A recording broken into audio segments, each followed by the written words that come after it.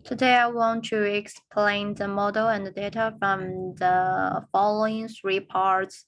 First is problem description, second is solving process, and last is solution presentation. First, we can see the data part. From the set, we can know that the model should be applied to problems about different campaigns corresponding to different projects. In this case, we need to consider 3 companies and 4 projects.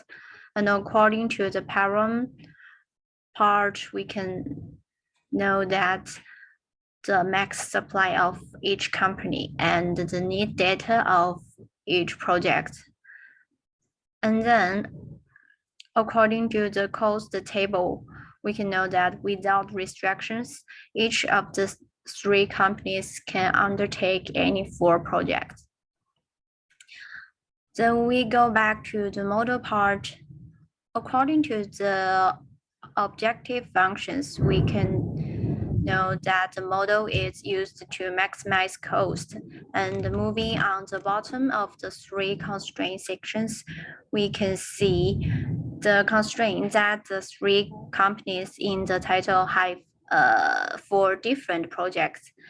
The first company will not supply orders of less than 115 tons for any project, and company 2 can supply more than 200 tons to no more than one of the projects, and company 3 will accept only orders that total 200, 400, or 550 tons. These are different strings attached by the 3 companies. And next part is solving process. We explain directly in the terms of models. First, let's see the set. We set company and project in the date. Then we look at the param sections. Well, we need to define very letter in this case, just the max supply and need in projects and the cost consumed by different company for different projects. Because none of these can be negative, they are greater than or equal to 0. There's a note that the need part used an integer function to ensure that only integer appears in data. Let's see the first variance. We set X to represent the tonnage of different projects for different companies. Since we set the integer function of the need in param, and we also have to add these to ensure that the result is integer. I want to skip this part first. Oh no, this part. Because that's where the problems is ultimately solved. And let's see the last part, 3 part. The following 3 sections are substantially similar in that they all use binary function.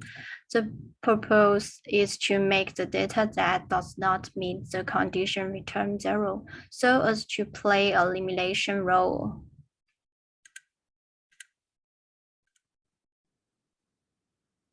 And combine the previous analyze in problem description sections. In the constant of company 1, we can see that the string C1 is used to anchor the company to filter the unqualified data from company 1. In the constraint of company 2, the first one used a very clever logic. If the project demands does not meet the requirements, only 200 tons can be supplied. If the conditions are met, the extra part can be superimposed on 200 tons. Through the second restrictions, the purpose of can supply more than 200 tons to no more than one of the projects is achieved. Company 3 is easier to understand.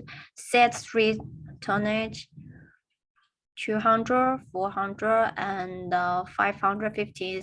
If condition is not met, 0 is returned and the data is not used. However, Company 3 add these restrictions in order to control this extent of only 0 and 1 in BC3. In the operation process, so as to meet the logic of whole variance BC3. Now let's return to the objective functions and the first constraint sections. In the explanation of the problems, we have already mentioned that this is a problem of minimizing costs. So it is inevitable that we use sum and minimize. Then there is a final constraint sections, which is well to understand.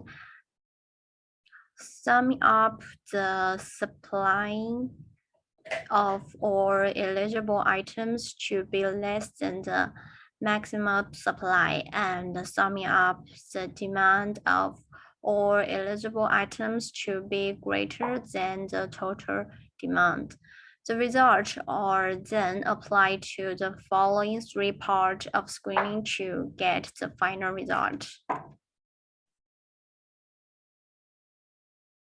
Finally, let's run the following mode. Remember to save and then send to import. Oh, open this one and solve it.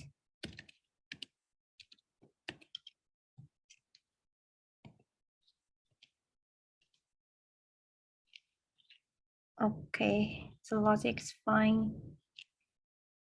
And then display.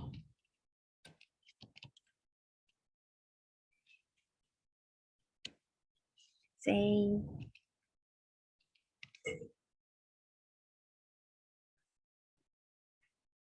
And then display X. Okay. C is the cost minimization and the tonnage X needed by different company for different project.